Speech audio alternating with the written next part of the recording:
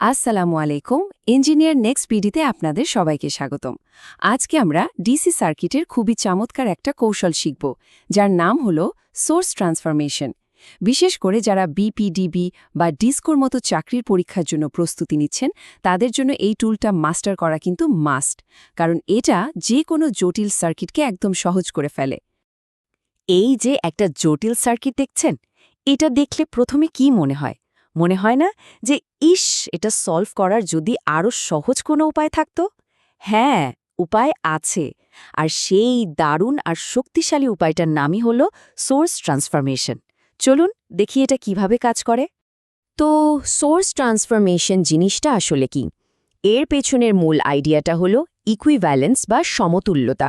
মানে হলো সার্কিটের একটা অংশকে এমনভাবে বদলে ফেলা যাতে দেখতে অন্যরকম লাগলেও তার আসল চরিত্র বা কাজটা একদম একই থাকে। আরও সহজ করে যদি বলি, ধরুন আপনার কাছে একটা ভোল্টেজ সোর্স আছে, যার সাথে একটা রেজিস্টার সিরিজে লাগানো। আপনি চাইলে এই পুরো সেটআপটাকে তুলে ফেলে তার জায়গায় একটা কারেন্ট সোর্স আর একটা প্যারালাল রেজিস্টার বসিয়ে দিতে পারেন। আর সবচেয়ে মজার ব্যাপার হলো, এতে সার্কিটের বাকি অংশে মানে লোডের দিকে ভোল্টেজ কারেন্টের কোনোই পরিবর্তন হবে না, কিন্তু আপনার ক্যালকুলেশনটা হয়ে যাবে একদম পানির মতো সোজা। আচ্ছা, তাহলে এই যে বদলাবো বললাম, এটা কিভাবে করব? এর তো কিছু নিয়মকানুন আছে, তাই না? চলুন সেই নিয়মগুলোই আমরা এখন এক এক করে দেখব। প্রথমে ধরুন আমরা একটা ভোল্টেজ সোর্সকে কারেন্ট সোর্সে কনভার্ট করব। খুবই সোজা, মাত্র 3টা স্টেপ। স্টেপ 1, ওমের সূত্র তো আমরা সবাই জানি, তাই না? জাস্ট I = V/R ব্যবহার করে কারেন্টের মানটা বের করে ফেলুন। স্টেপ 2, যে রেজিস্টারটা সিরিজে ছিল ওটাকে এখন নতুন কারেন্ট সোর্সের সাথে প্যারালালে বসিয়ে দিন। আর ফাইনালি স্টেপ 3, এবং এটা কিন্তু খুবই ইম্পর্টেন্ট, মনে রাখতে হবে, নতুন কারেন্ট সোর্সের যে অ্যারো বা তীর চিহ্নটা, ওটার ডিরেকশন হবে আগের ভোল্টেজ সোর্সের পজিটিভ টার্মিনালের দিকে। আচ্ছা, ভোল্টেজ থেকে কারেন্টে তো গেলাম, এবার উল্টোটা দেখি, মানে কারেন্ট সোর্স থেকে ভোল্টেজ সোর্সে কিভাবে যাব। এটাও একদম সহজ, সেম ওমের সূত্র, শুধু এবার V=I/R ব্যবহার করে ভোল্টেজ বের করতে হবে। আর রেজিস্টারের ক্ষেত্রে কি হবে? যেটা প্যারালালে ছিল ওটা এখন সিরিজে চলে আসবে। আর পোলারিটি, এটাও মনে রাখা খুব সোজা। ভোল্টেজ সোর্সের পজিটিভ টার্মিনালটা হবে ঠিক সেই দিকে যেদিকে কারেন্ট সোর্সের অ্যারোটা পয়েন্ট করে আছে। একটা জিনিস কিন্তু মাথায় গেঁথে নিতে হবে, এই যে এত কিছু করলাম, এতে কিন্তু রেজিস্টারের মানের মানে আর এর ভ্যালুর কোনো চেঞ্জ হবে না। 5 ওহম থাকলে 5 ওহমই থাকবে। আর লোডে যে পাওয়ারটা যাচ্ছিল সেটাও কিন্তু এক চুলো নড়চড় হবে না। এই কারণেই তো এটাকে আমরা বলি ইকুইভ্যালেন্ট বা সমতুল্য সার্কিট। দেখুন, সোর্স ট্রান্সফরমেশন দারুণ একটা টুল, কোনো সন্দেহ নেই, কিন্তু এর মানে এই না যে যখন তখন যেখানে সেখানে এটা ব্যবহার করা যাবে। কিছু সীমাবদ্ধতা আছে। আর চাকরির পরীক্ষায় ভালো করতে হলে কি করা যায় তার চেয়েও বেশি জানা জরুরি কি করা যায় না। চলুন সেই লিমিটেশনসগুলোই দেখে নিই।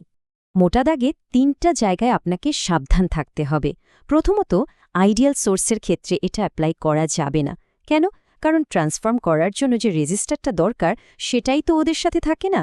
দ্বিতীয়ত, ডিপেন্ডেন্ট সোর্সের ক্ষেত্রে যদি এর কন্ট্রোল ভ্যারিয়েবলটা ওই একই ব্রাঞ্চে থাকে তাহলে কিন্তু ট্রান্সফর্ম করা যাবে না, করলে কন্ট্রোলটাই তো হারিয়ে যাবে। আর 3 নম্বর, এবং এটা সবচেয়ে কমন ভুল, যে ব্রাঞ্চের ভোল্টেজ বা কারেন্ট বের করতে বলা হয়েছে মানে আপনার টার্গেট ব্রাঞ্চ, ওই ব্রাঞ্চে ভুলেও সোর্স ট্রান্সফরমেশন অ্যাপ্লাই করবেন না। যাই হোক, এই ধরনের আরও খুঁটিনাটি বিষয় আর ভাইভা টিপস পেতে হলে কিন্তু আমাদের ইউটিউব আর ফেসবুকের সাথে কানেক্টেড থাকতে পারেন। আচ্ছা, থিওরি তো অনেক হলো, এবার চলুন একটু ভাইভা বোর্ডের মুখোমুখি হওয়া যাক, কি বলেন? এই টপিক থেকে কমনলি কি প্রশ্ন আসে সেগুলো একটু দেখে নিই। ভাইভা বোর্ডে প্রায় এই বেসিক প্রশ্নটা করা হয়, আপনার কনসেপ্ট কতটা ক্লিয়ার তা পরীক্ষা করার জন্য। এর উত্তর হবে একদম সোজা সাপটা। প্র্যাকটিক্যাল ভোল্টেজ সোর্সের জন্য রেজিস্টার থাকে সিরিজে, আর কারেন্ট সোর্সের জন্য থাকে প্যারালালে। ব্যাস, আর কিছু বলার দরকার নেই, একদম টু দ্য পয়েন্ট। এবার আসি আরেকটা ট্রিকি প্রশ্নে, যা আপনার আদর্শ আর প্র্যাকটিক্যাল সোর্স নিয়ে জ্ঞানের গভীরতাটা পরীক্ষা করে। কারণটা খুবই লজিক্যাল। দেখুন, ট্রান্সফরমেশনের জন্য আমাদের একটা রেজিস্টার লাগে, তাই না? কিন্তু একটা আইডিয়াল ভোল্টেজ সোর্সের ইন্টারনাল রেজিস্ট্যান্স তো 0, আর আইডিয়াল কারেন্ট সোর্সের ইনফাইনাইট। সোজা কথায়, ট্রান্সফর্ম করার জন্য যে সঙ্গীটা দরকার সেই রেজিস্টারই তো ওদের নেই। এই প্রশ্নটাও খুব কমন। সোর্স ট্রান্সফরমেশন আর থেভেনিনস থিওরেমের মধ্যে পার্থক্যটা কি? দুটোই তো সার্কিট সিম্পলিফাই করে। দেখুন, পার্থক্যটা হলো ওদের কাজের পরিধিতে। থেভেনিনস থিওরেম হলো অনেকটা পুরো জঙ্গল পরিষ্কার করে একটা ছোট্ট রাস্তা বানানোর মতো, মানে বিশাল একটা নেটওয়ার্ককে ভেঙে মাত্র একটা ভোল্টেজ সোর্স আর একটা রেজিস্টারে নিয়ে আসা। অন্যদিকে সোর্স ট্রান্সফরমেশন হলো জঙ্গলের ভেতরে ছোট ছোট ঝোপঝাড় পরিষ্কার করার মতো, মানে এটা সার্কিটের একটা অংশকে একটু সিম্পলিফাই করে আরেকটা অংশকে করে, এভাবে ধাপে ধাপে এগোয়। আচ্ছা, অনেক তো আলোচনা হলো। এবার চলুন পরীক্ষার আগের রাতের মতো এক নজরে এমসিকিউ এর জন্য যে পয়েন্টগুলো একদম না জানলেই নয় সেগুলো ঝালিয়ে নিই। একটা কুইক রিভিউ। Okay, ready? একদম র্যাপিড ফায়ার। ভি থেকে আই, রেজিস্টার সিরিজ থেকে প্যারালেল। আই থেকে ভি, প্যারালেল থেকে সিরিজ। অ্যারোর ডিরেকশন পজিটিভ টার্মিনালের দিকে। আর এর value same to same. Power constant. আর টার্গেট ব্রাঞ্চে একদম না। এই কয়েকটা পয়েন্ট মাথায় রাখলে এমসিকিউতে আটকানোর চান্স অনেক কমে যাবে। তো সবশেষে একটা কথা বলি, সোর্স ট্রান্সফরমেশনকে শুধু একটা অঙ্ক করার টুল হিসেবে দেখবেন না। এটা আসলে সার্কিটকে দেখার একটা নতুন চশমার মতো।